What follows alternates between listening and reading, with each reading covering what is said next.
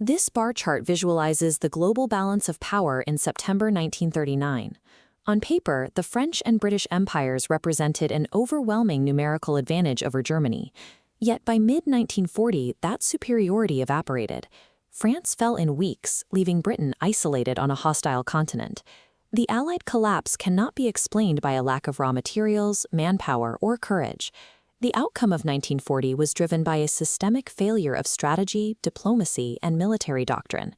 Understanding how Europe was dismantled requires deconstructing three intersecting vectors: the rise of Axis revanchism, the deliberate erosion of Allied deterrence, and a fatal mismatch in how each side expected the next war to be fought. Global orders do not break overnight.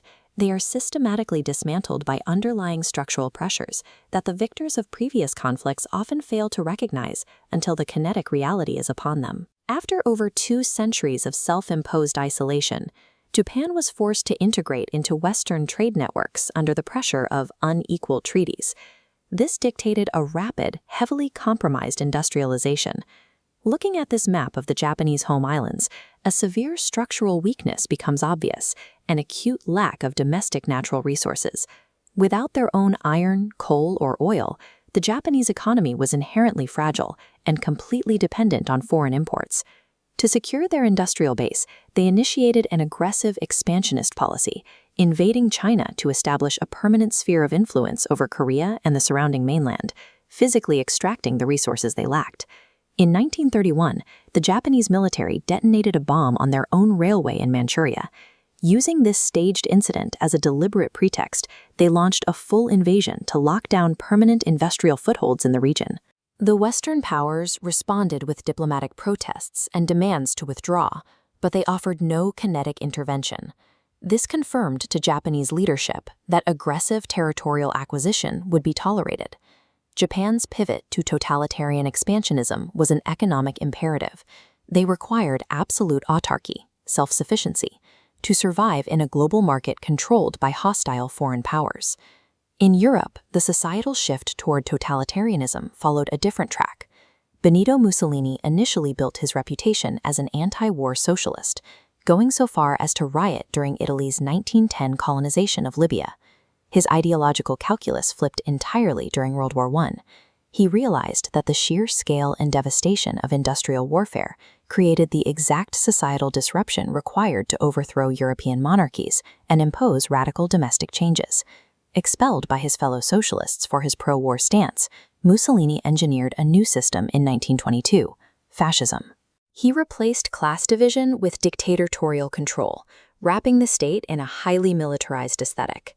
Fascism was purpose-built to mobilize the entire Italian population into a single cohesive weapon, aimed squarely at securing aggressive hegemony across the Mediterranean.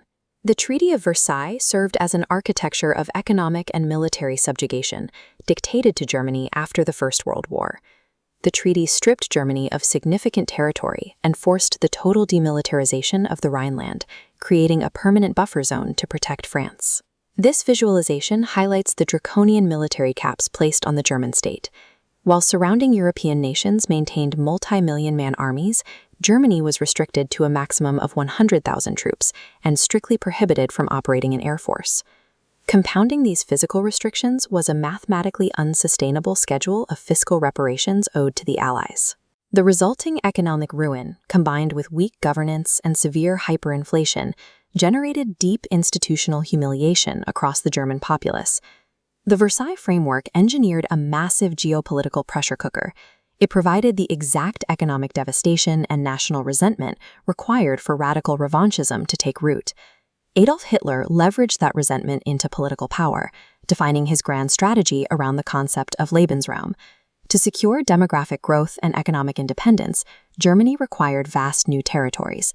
He began systematically dismantling the Versailles constraints, secretly standing up the first squadrons of the Luftwaffe and aggressively reinstituting mass conscription to rebuild the army.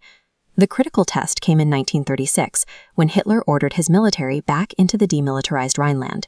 He issued strict orders to retreat immediately Allied forces showed up. The Allies did absolutely nothing. Failing to enforce their own defensive borders established a catastrophic moral hazard. Hitler learned that his expansion carried no physical cost. The Allied response crystallized into the diplomatic strategy of appeasement. They attempted to mitigate the threat of war through a sequence of calculated territorial concessions. This policy faced its first major test in 1938, when the German military marched into Austria and annexed the nation without facing any resistance. Later that year, Hitler demanded the Sudetenland.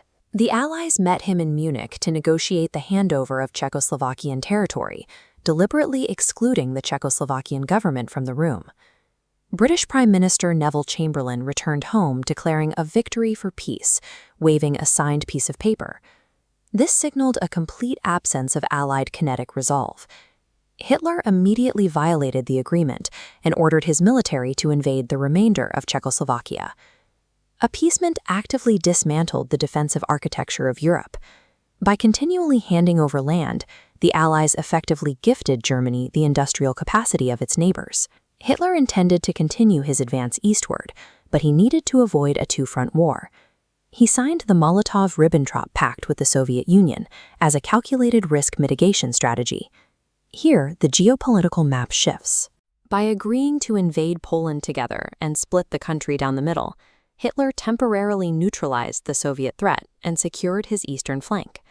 On September 1, 1939, German troops crossed the Polish border. In response, Britain and France finally put their foot down and declared war. What followed was the phony war. Instead of launching aggressive strikes, the French maintained static defensive positions in the Saar, while the British Royal Air Force dropped propaganda leaflets over German cities instead of ordnance. This non-kinetic stance granted Germany the most critical resource in warfare: time. It gave the German High Command exactly what they needed to refit their forces and reorient their military machine for a Western offensive. Both Britain and France wanted to keep the conflict as far from their own borders as possible. They opted for a proxy logistics war, attempting to cut off Germany's supply of Swedish iron ore. Since the ore moved through neutral Norway, the Allies made diplomatic requests to halt the exports. When those requests were refused, the British mined Norwegian waters. Hitler recognized the vulnerability to his supply chain and immediately launched a preemptive strike. He invaded Denmark and pushed straight into Norway, seizing their coastal ports and airfields. Allied forces rushed to land troops, but German air superiority forced a complete retreat. The failure in Norway exposed the severe impotence of indirect strategies, shattering political confidence and forcing Chamberlain to resign. The Allies now faced a direct confrontation. The French military was massive and well-equipped, but it remained tethered to the static, attritional strategies of the First World War. Their operational logistics severely lagged. They still utilized horse-drawn transport, dispatched critical orders by motorbike instead of relying on radio networks, and issued vague directives from the High Command. They had constructed the Maginot Line, an extensive grid of defenses along the German border, but inexplicably failed to anchor those fortifications all the way to the English Channel. Germany, by contrast, had developed blitzkrieg. This combined arms doctrine prioritized high-velocity maneuver warfare designed specifically to bypass defensive hardpoints and paralyze enemy command structures. Looking at the tactical map, the fatal mismatch plays out.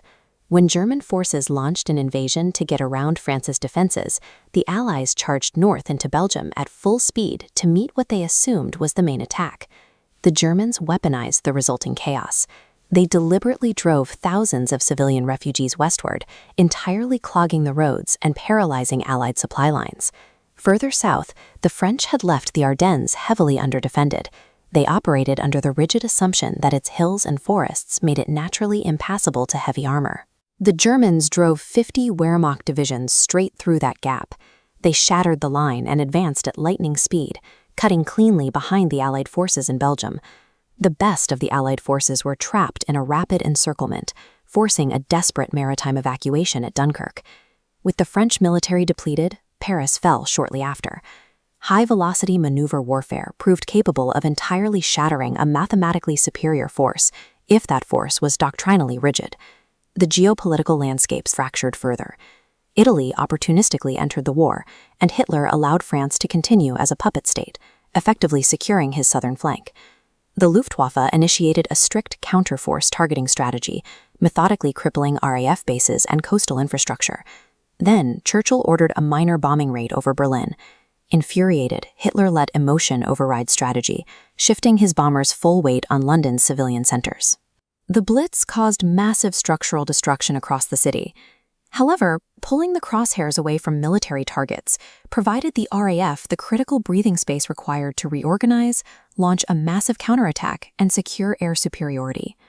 The Axis powers successfully leveraged economic desperation and maneuver warfare to shatter the existing European order.